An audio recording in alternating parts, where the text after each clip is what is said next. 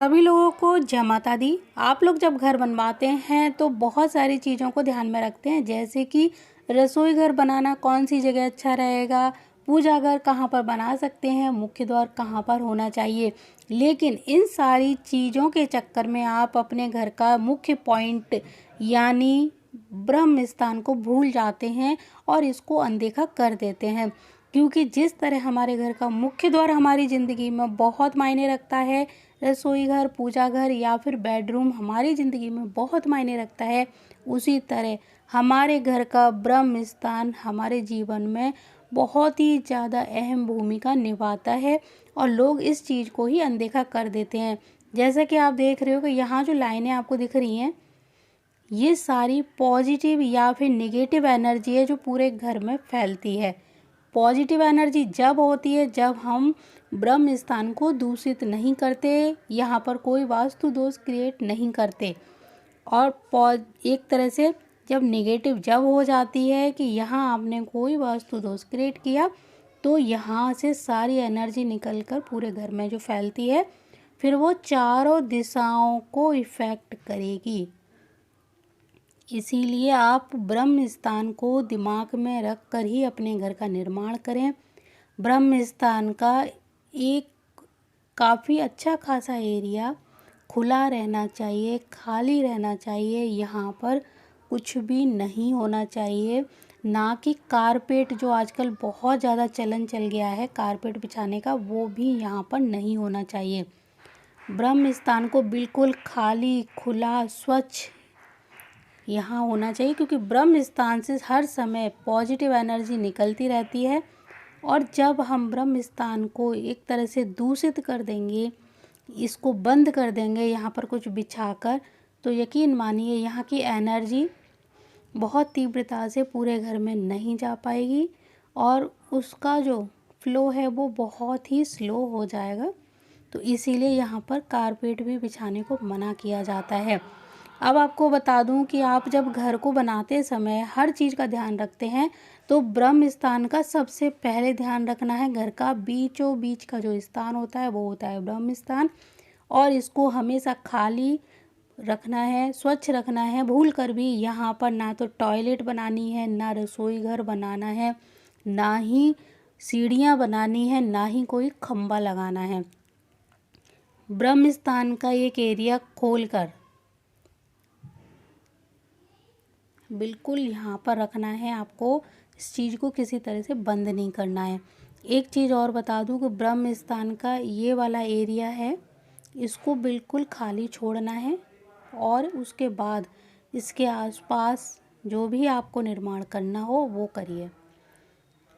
जब आपको ब्रह्म स्थान की अहमियत पता चल जाएगी, तब आपको पता चलेगा कि ब्रह्म स्थान के कारण भी हमें रीढ़ की हड्डी जैसी प्रॉब्लम, बहुत सारी स्टमक या पीठ में जो दिक्कत होती है, पेट में जो दिक्कत होती है, ब्रह्म स्थान की वजह से ही होती है। यहाँ पर सीढ़ियाँ, यहाँ पर खंबा, कोई पिलर, यहाँ पर रसोई घर, यहाँ पर टॉयलेट, यहाँ पर बाथरूम, यहाँ इस तरह की चीज़ें जब आ जाती हैं, दीवार आ जाती है, तो यकीन मानिए, या फिर ब्रह्म स्थान आजकल जो बहुत छोटे प्लॉट होते हैं उनमें बिल्कुल बचता ही नहीं है। आप मान के चलो एक जरा सी इतनी पतली सी गैलरी सी टाइप बच जाती है घर में अंदर एंट्री के लिए, तो आधा ब्रह्म स्थान इन दीवारों में चल कहीं खो जाता है, इधर कहीं खो जाता है।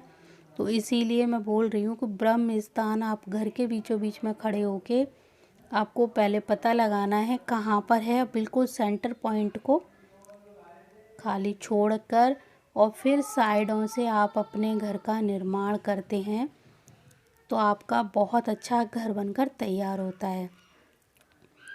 ब्रह्म स्थान में जब भी कोई भी सीढ़ी, टॉयलेट, बाथरूम, रसोई घर इस तरह का निर्माण हो जाएगा, तो यकीन मानिए घर में हर समय नेगेटिव एनर्जी फैलती रहेगी। चाहे आपके अन्य कमरे बहुत अच्छी जगह पर क्यों ना बने हों, लेकिन क्योंकि पॉजिटिव एनर्जी या नेगेटिव एनर्जी यहीं से निकलती है और यही एनर्जी हमारे इन कमरों तक जाती है, तभी इन कमरों का हमें लाभ मिलता है। लेकिन अगर हमने ये कमरे सारे बिल्कुल सही जगह पर बनाए हैं, तो जो हमारी ज़मीनी ऊर्जा है वो यहाँ से हमें एनर्जी देती है और जब यही दूषित हो जाएगी तो इसकी जो एनर्जी है फिर हमें पॉजिटिव की जगह नेगेटिव एनर्जी मिलेगी।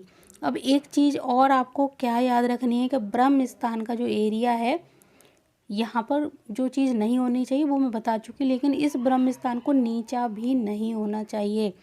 अगर ये पूरे घर से इसका जो फर्श है वो नीचा है तब भी अच्छा नहीं होता है, बहुत ही मतलब कह सकते हैं खतरनाक साबित हो जाता है जब ये पूरे घर का एरिया ऊंचा है और ब्रह्म स्थान नीचा हो गया। तो ब्रह्म स्थान को आप चाहो तो लेवल में रखो बिल्कुल, या तो पूरे घर के में, या फिर इस एरिया को थोड़ा ऊंचा रखो।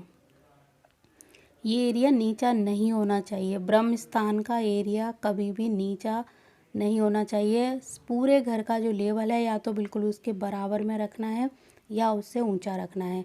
भूल कर भी अगर ये नीचा हो गया तो आप अपने घर में बहुत सारी परेशानियां फेस करोगे।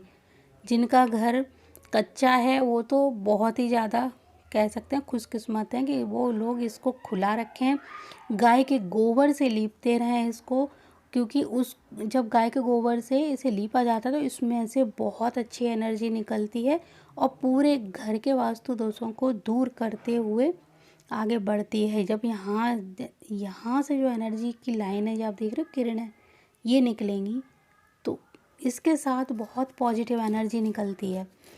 यहाँ पर आप हल्दी का पोछा लगा सकते हैं। अगर आपका घर कच्चा है तो गोबर में हल्दी मिलाकर यहाँ पर आप लीप सकते हैं। और अगर आपका घर का फर्श पक्का है तो जल में थोड़ी सी हल्दी मिलाकर पोछा लगाइए, क्योंकि ये ब्रह्मा जी का स्थान है और पूरे घर में जो सकारात्मक ऊर्जा है इसी एरिया से आती है और इसी एरिया को हमें वास्तु दोषों से बचाना है।